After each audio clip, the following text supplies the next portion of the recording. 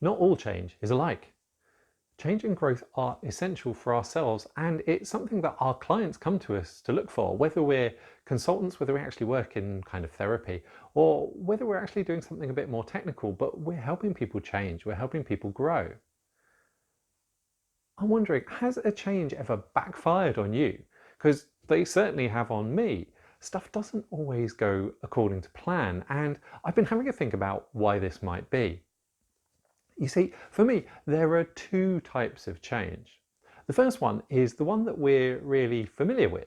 It's the one that has what most people expect out of a change. You identify a goal, you identify something that needs to change, and then you kind of work on removing what's in the way.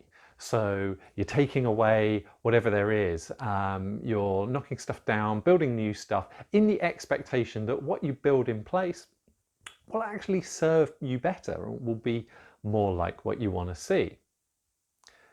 The problem is that this relies on us really knowing what happens at the end of the change. And it also relies on breaking some stuff down. And that breaking down process can sometimes be quite significant, particularly if we're talking about something that's personal, some aspects of self are involved. And there almost always are, even in really apparently kind of benign work things, there's always a little bit of ourselves in there.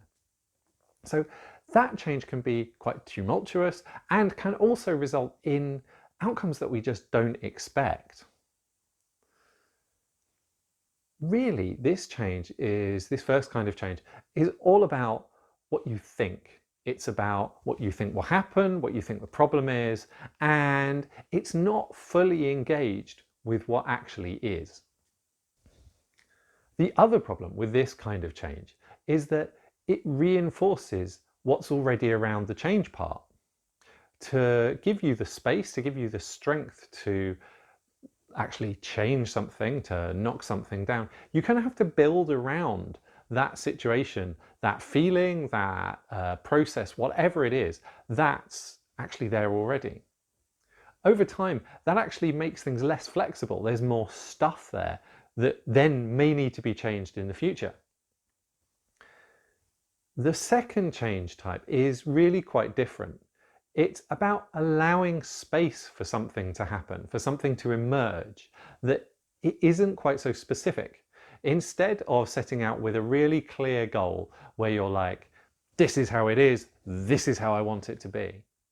It's actually about listening and seeing what emerges, what wants to change, what wants to happen. Because you're dealing with emergence, you actually open up a whole load of different opportunities. Not only are you not reinforcing what's there and reinforcing the structure around it, so things are much more flexible, you also allow for things that you hadn't even anticipated. You allow for serendipity, you allow for new and exciting things to happen. And that's where real value is, that's where real excitement is. The reason I think that most people don't engage with this kind of change is that actually it's really quite hard to do. It means stopping and listening to the underlying reasons that something might want to change in the first place.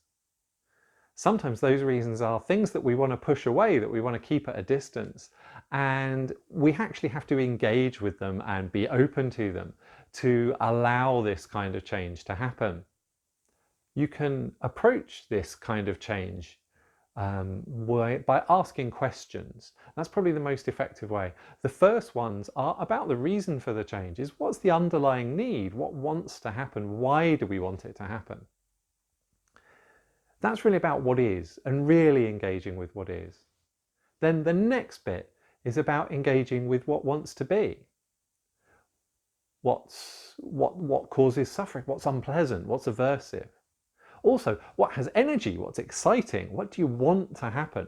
What really needs to manifest in the world for you to be more satisfied, for your client to be more satisfied?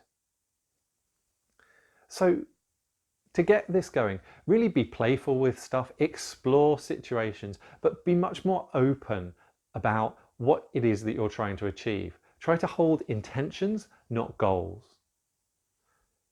You can be much more flexible and you can have far more kind of luck, I suppose, than you will be if you're being really directed and you're not seeing all of the opportunities around you.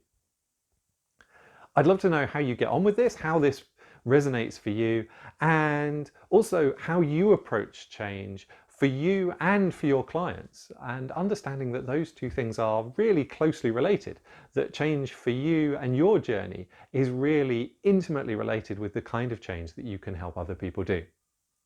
So do let me know.